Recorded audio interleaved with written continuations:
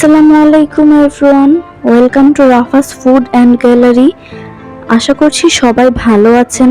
তো আজকে আপনাদের সাথে নতুন একটি রেসিপি নিয়ে হাজির হয়ে গেলাম। আপনারা দেখেই বুঝতে পারছেন এটা কিসের রেসিপি হতে যাচ্ছে। এটা মূলত হচ্ছে কাঁচা কাঁঠাল। তো আজকে আমি কাঁচা কাঁঠাল দিয়ে তরকারি রান্না করব, কাঁচা কাঁঠাল দিয়ে সাদা ভুনা তরকারি রান্না করব মুরগির মাংস দিয়ে। তো মূল রেসিপিতে চলে আসা যাক। এখানে একটা কাঁচা কাঁঠাল নিয়ে আমি অর্ধেকটা ভালো করে পিস পিস করে কেটে নিয়েছি।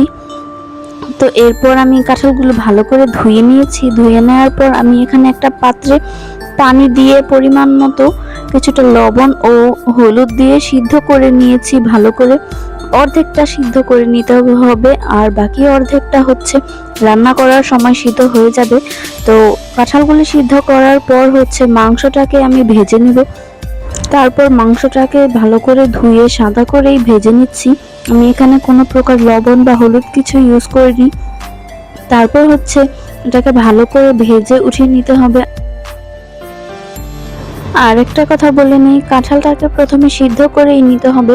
50%-এর মতো সিদ্ধ করে নিতে হবে। সিদ্ধ করার কারণে হচ্ছে আঠালো যে ভাবটা থাকে ওই আঠালো ভাবটা চলে যায়। তো তারপর হচ্ছে মাংসগুলি ভাজা শেষ করে এখানে পেঁয়াজ ভেজে নিচ্ছি পরিমাণ মতো, এবং পেঁয়াজ ভাজা শেষ হলে এখানে পানি দিয়ে দিচ্ছি। পানি দেওয়ার পর একে একে করে মশলা দিয়ে দিচ্ছি, আদা রসুন বাটা, তারপর দিয়ে দিচ্ছি হলুদ গুঁড়া, মরিচ গুঁড়া, দিয়ে দিচ্ছি পরিমাণ মতো বাদাম বাটা। এখানে 3 পদের বাদাম আছে। আর দিয়ে দিচ্ছি হচ্ছে একটু সয়া সস ও লবণ।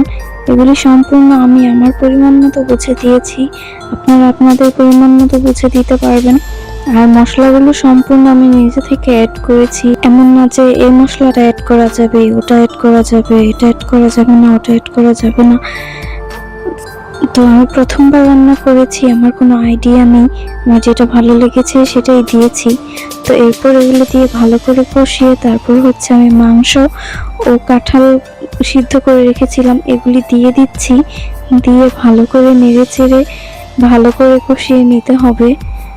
আর রান্নার আসল মজাই হচ্ছে কষানোর মধ্যে, যতটা কষানো যায় রান্নার স্বাদটা ততটা বেড়ে যায়।